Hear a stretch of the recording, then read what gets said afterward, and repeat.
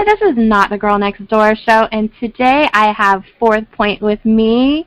Could you introduce yourself? Tell us a little bit about the fans, the band? Yeah, absolutely. No, this is Matt from the band Fourth Point, and yeah, we're an alternative rock band out of Chicago, Illinois, and yeah, super grateful to be on the show and to be talking with you guys today. We love any and everyone who's wanting to play just good rock and roll music. So we're excited to talk with you a bit. Now, what kind of sound would you describe to listeners who haven't heard your music before?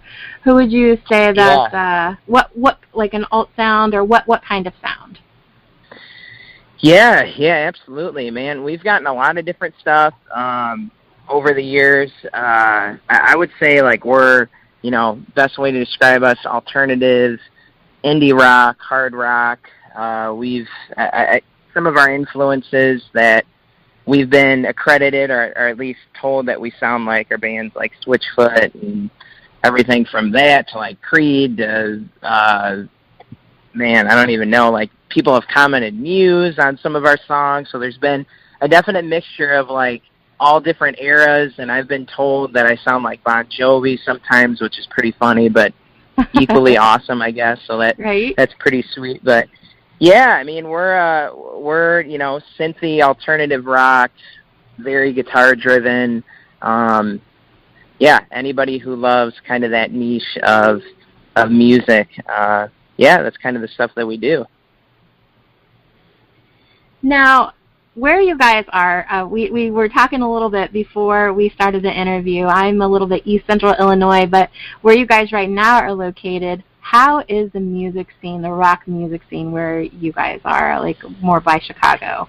Yeah, for sure. I mean, there's definitely a cool, a great scene of musicians. Just over the years, our band's been together about 8 years, and we've literally grown up together from the time we were in like junior high. Started writing songs and playing songs and doing some of our first shows. Kind of growing up, I guess, in the Chicago scene, and there's definitely a good niche of some rock bands that we've played with at festivals over the years and have had the chance to connect with at a lot of different types of events. It's definitely not like a Nashville or something like that where you go and everybody's playing original music and, going out to clubs to hear original music. So it's definitely been interesting for us to, just play our music kind of amongst a lot of, at least in our area, there's a lot of cover bands and things like that. So we're always super excited or encouraged when we come across other bands or get to play festivals with other bands that have some of their own records, and and we're music lovers, and there's definitely like a niche kind of cool indie rock scene in our area, so it's been fun to experience over the years. Around here, it is mostly cover bands, I think, that get big gigs more so than anyone. And I was talking with a band last week, and actually I saw a forum online talking about how bars specifically, they kind of cater towards those cover bands, and they push away original bands. And do you guys have that a lot up there too? Because we're trying to, I guess, as a whole down here, we're trying to, get these bar owners, take a chance on their original bands, and is it difficult like that up in Chicago too? Yeah, for sure. I mean, it's been an interesting thing for us just because we've been able to, play everything from like private events to festivals where there's a lot of bands playing predominantly covers and things like that. And there's even some, shows in the past where we were told like, hey, you gotta, you can play 2 of your originals for every 10 covers that you do, or every, amount of song, like, just, kind of crazy restrictions like that. But it's definitely been an incredible thing where we've kind of been able to like toss in both lanes, I feel like, without totally surrendering that we're gonna play other people's music. And there's been plenty of opportunities for us to play our own songs, or to be the band where like everyone else is playing maybe cover tunes, then we come up and then we're, getting to share some of the songs off of our couple of records in places where maybe there wasn't original bands before. So, yeah. Now, you said you guys have been together, you said for 8 years? Yeah, so we've been, for 8 years. So we, the band started when we were literally in junior high. Wow. Formed out of our local church, and all of us went to school together, junior high, high school, through college, and and the band started when we were literally like 12, 13 years old, and it's just been a wild progression over the years to grow up with a group of guys where we literally were playing our, walking around the high school and passing out our first show flyers to people and trying to get people to come out to our shows, then to getting to share the stage with acts like Switchfoot and Colton Dixon and Hawk Nelson and like big 80s rock bands like Head East and like all these crazy kind of things throughout the years, where it's definitely been just an incredible ride thus far. So we're super excited just about the music we're making, and have just been humbled and blown away by what someone can do when you're a 12, 13-year-old and you have a group of people around you that support you, and you kind of just stick to it. What can happen with it? So it's been wild. We've grown up together, and music's been such a central core of that. Well, it sounds like you guys are pretty close. So how does the collaborative process work? Does one person write the music? Do you guys just, jam out and whatever comes out is, whatever comes out? Or how does making the music work for you guys? Yeah, absolutely. I mean, it's so we've got 3 records right now. We've got our first record, which we literally like recorded out of high school, and we had this really awesome chance to work with a guy named Gary Loizo, who was the recording engineer, and I believe he was also the live front of house guy for the band Styx and REO Speedway again, and we had just this crazy connection there, and we were literally thrown into a studio kind of with a batch of songs that we had written, maybe over the first year and a half, 2 years of our band existing, and that's kind of where it was one of those things where it's like we're going to hop on the bike and just kind of learn to start writing without really knowing how the process works and things like that. Right. And really the collaborative, I guess, process for each album is definitely taken its own form or nature. A lot of times I'll come to the guys with maybe a central concept or kind of a core part of the song, and then we'll kind of develop it together. But in the same token, there's also been a lot of songs where we've been playing at a live venue during sound check, and we have even, I guess, a good example of it. On our current record, we have a song called "In the End," which was a song that we had written like 6 years ago that was recorded on a voice memo that I think our drummer Bullard came to me and was just like, "Matt, like this chorus is incredible. We need to, revisit that." So there's definitely been a lot of stuff. Maybe individually we've written things and kind of thrown it in the archives and then, brought things back over time. So we collaborate, but I would say each of the records have had kind of their own touch and feel when it comes to, was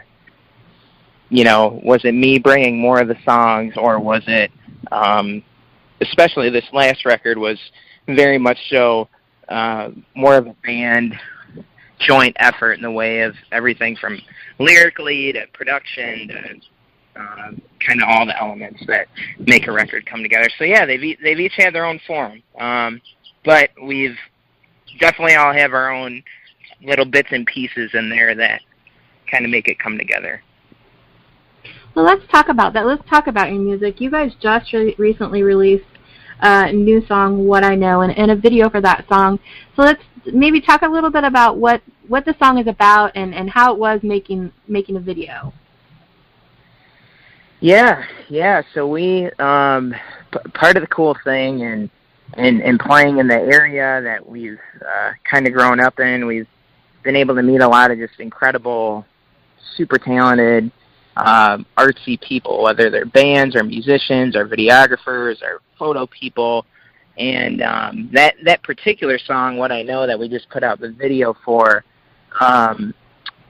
we were super excited about doing that song just because we feel like, especially for this last season of us touring and playing our latest record, that song kind of encapsulated the personality behind the album, where it was, little bits and elements where the guitars shine, but it was also has some pop elements, but also some like strong, just kind of core who we are rock elements in it. And that song in particular, like a lot of our songs, if you listen, they're honest songs. They're songs that just kind of speak hope into darkness, and are a lot of our own personal just struggles, our fears, our doubts, our worries. But we've really wanted to, and we decided early on with our band that we wanted our music to be for something that is ultimately more than just a song, is more than just the melodies or the riffs or whatever we're playing. We've always had an inclination where we want to just shine hope and into life, into lifelessness, and use music as a vehicle, rather than it just being something where we point directly to us. So yeah, we like that song was an exciting one for us to do, just because we feel like it just lyrically and kind of all the elements within the song communicates kind of a narrative over the last 8 years as a band, what we've been trying to say in a way. So, yeah, and definitely have a great creative team that was behind kind of putting that together. So we're excited to do some more with that. When I talk about that on my show a lot, like there are just certain songs, and more so for me, I think, with a lot of music than maybe most people, but you just feel it. Like, you may not be going through what the lyrics are talking about, but you can just feel it. Like, I kind of make a joke that nobody knows the lyrics to Pearl Jam's Yellow Ledbetter, but I tell you what, Eddie Vedder, you feel it. I mean, I do know the words, but it's been, misheard lyrics and stuff like that, but you do feel whatever emotion, he's trying to convey.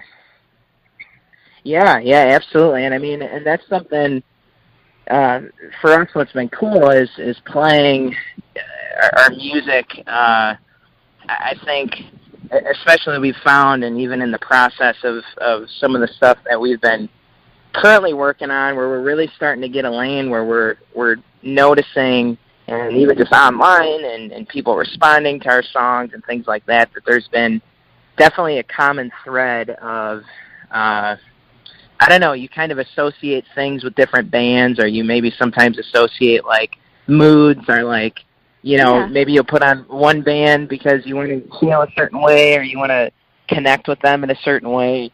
And we've definitely been getting like a very, I guess, kind of steady outflow of people who have been responding to our songs just with just crazy stories, like things that we would have never thought when the songs were written, on after a show or in my bedroom or what, wherever it is, like that.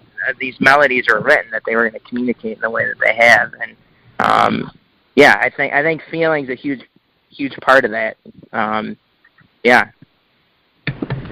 Well, then I guess that brings me to the question, and I ask a lot of bands this, and the answer always is the same, but it's just always interesting to hear. How do you feel when you are performing? When you get up on stage and you see, the fans singing your songs or rocking out to you and really getting into it, how does that make you feel as a performer? Yeah, I mean, there's been a number of shows, kind of things that just came to my mind, but like one of the things, and I know I brought it up, was like over the years we've been able to play, everything from the just kind of whether it's a bar or a venue or opening up for a secular band. We got to play a couple of years ago at a festival called Bratfest in Madison, Wisconsin, which was awesome. Yeah.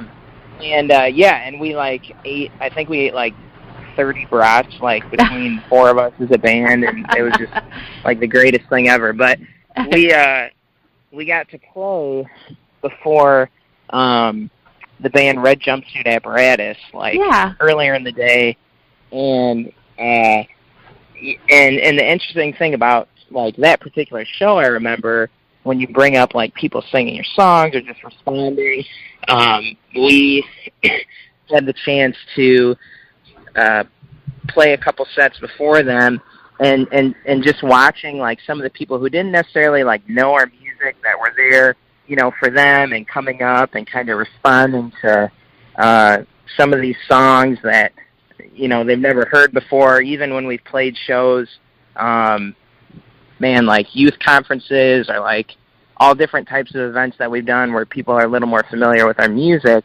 Mm-hmm. It's just always I guess the most humbling thing for us has been when, more than just the excitement of like being in front of a lot of people, is just the what we hear after we're done, and the individual stories of people, and getting to hear, a little bit more about maybe a moment that they had with the song, where it's just like, oh, we're having a blast, or jumping around, or they're headbanging with us or whatever it might be, but then we get to have this kind of one-on-one personal interaction with someone. And I would say it's cool, but like the fuel for our band and what kept us going, which is crazy now, coming on like a decade, has been definitely the things that we've heard, after the fact, and the individual just stories that people are, because I think a lot of times musicians can get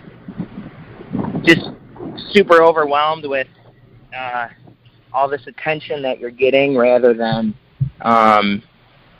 just kind of viewing that in some ways as like a responsibility, like you're leading people. Definitely. And for us, I mean, we've definitely tried to be intentional and thinking about, before, no matter what type of show or venue or event it is, like, where are we leading them? What are we ultimately trying to say and convey to them at the end of the day? And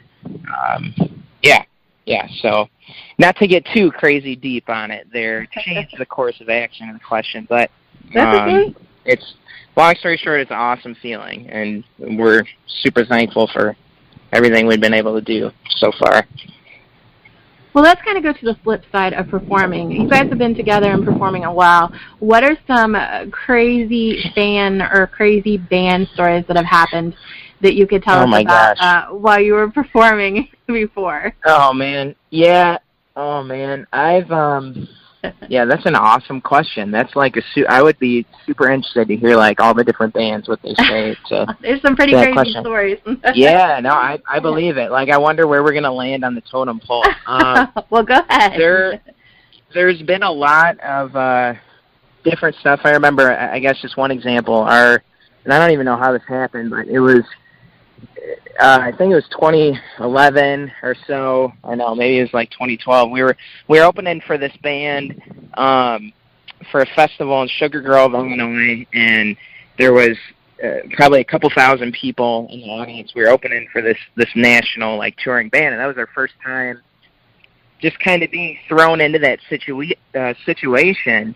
And I'll never forget the first song that we hit. Like, going into it, somehow I had like strum my guitar, and I don't even know how this happened, but I like broke 2 strings at once, which it's like one thing to break 1 string, but somehow like the G string and the E string like simultaneously broke, and then we're 30 seconds into the first song, and then I just had this crazy mental moment of like, do I walk off or do I like just throw the guitar down and keep going? And that was an awesome moment. But then I'm also, if you look through a lot of our pictures and stuff, you'll see me like standing on drum kits, or there's been tons of times where I've like fallen off the stage because a light's in my eye, or I'm in the crowd like holding someone's hand and then I fall over a chair and you hear the mic hit the ground. Just like stuff like that. And then the guys in the band, when I look back at them on stage, they're just like slowly turning around because they don't want to be associated with me anymore.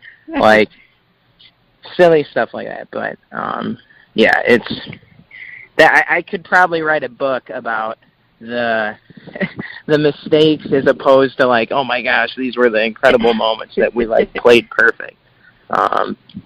Yeah. But that's the fun part, you know, the unexpected things. You might not feel so much at the moment, but later when you look back on it, you're probably like, oh my gosh, are you kidding me? Probably you know what you were thinking. Yeah, and the thing about that is, like, those are the best shows. Like, when you go to, you know, you've seen maybe the band that you've wanted to see forever, and then, like, you see something go wrong or not as planned, but then I think just kind of the chaos of the moment or the spontaneousness of the moment sometimes, and at least I know for us, has been, like, the shows that have sometimes felt like the worst are somehow the best because they're so unique just in their own nature. Like, people are going to remember that. Like, you made it personal. Maybe you fell off the drum kit. I don't know. Right. Like standing up. But, yeah, I think it is one singer I like a lot. Talks about, he says, embracing the chaos. And I think as an artist, like especially now where there's just so many bands where it's production and just pure tracks and so many you know, different live elements that are so kind of staged in a way that when you see the bands that actually leave moments for just realism and something to be human, that you connect or resonate with them most. So we've always been on the teeter-totter of like how much production versus like how much is Matt gonna run around in the audience and just leave moments of craziness to happen. Yeah. And there's an element of realness, and like you said, it'll kind of give away my age, but I don't really care because we talk about this all the time. I've been going to shows for, you know, over 20 years, and I will take moments of mess ups or moments of realness over finding out, you know, that the band really, I mean, the guitar player really wasn't playing it. And you know, to be truthful, this sounds pretty naive on my part, but I didn't even know there were bands that had so many backtracks that they really aren't playing, or so many things. I had no clue, and you know, I just found this out a couple of years ago because my friends had been to shows where they had seen it, and I was like, oh my gosh, that's like I don't know. It would be a heartbreaker. But you kind of remind me of, you know, and I always go back to this unplugged moment for MTV of Alice in Chains when Lane Staley, you know, he messed up, and that was one of the best, you know, live, you know, elements. Yeah.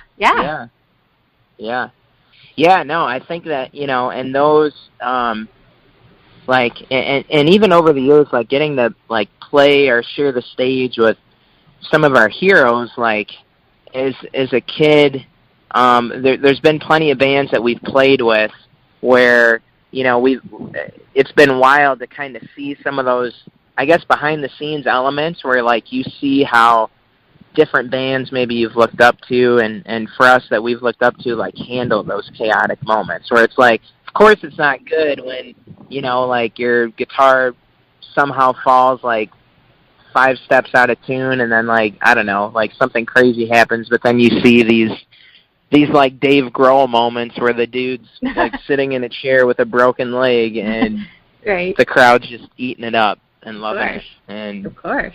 And you do it. Yeah. So let's talk about the rest of 2019. What do you guys have going on? Do we have some shows? Do we have some new music? What do we have? Yeah, absolutely. Well, we're still, at least for this half of the summer, heading into festival season and into the fall. We have some potential tours kind of lined up that we might be stepping out on and doing, which we're excited about. But we're still touring our latest record, Fault Lines, which we released last June. So we're going to be playing those songs all summer, playing a lot of festivals throughout the Midwest, and going to be doing a handful of conferences and things like that we do. But yeah, I mean, we're going to be playing that record front to back as much as we can, and we're in the process right now of I was just talking to our guitar player Drew earlier today, and just telling him how I'm probably the most excited that I've ever been for kind of the next season of our band, just because I feel like the last 3 albums have kind of allowed us to find who we are and our sound and the music that we're making, and we're going to be starting to record in 2019, 2020 are songs that I'm more excited about than I've ever been about songs, which is pretty awesome. So it's been a pretty awesome moment for us because, like, as we're writing and I'm hearing, bands that I really love, like, release new music, I'm finding that, like, not in a conceited way, but, like, in this weird way, like, oh my gosh, I actually like my songs. I'm writing more than some of the songs that, like, are bands that I, like, just look up to the most, which has been nuts. So we're excited. We're going to be playing a lot of shows this year, recording, and hopefully, who knows when, have a single out within the next year and a half or so. So where can fans find your music? Where can they find, if you have merch? This is the part where you plug yourself and your social medias or your website, whatever you have, tell us about it. Yeah, absolutely. Well, pretty much, just like every band, you can find all of our stuff on Facebook, Instagram, YouTube, Twitter, any and everything. On Instagram, it's 4th Point Band. On YouTube, it's just 4th Point. If you look us up, you'll see our stuff. iTunes, Spotify, all those different channels, and we've got our couple records out that are on there, and we are looking forward to what's to come. Well, I thank you for coming on the show today. Come back anytime to talk about new music news, what you guys have going on. I appreciate it. Yeah, we appreciate it. Thank you so much for having us.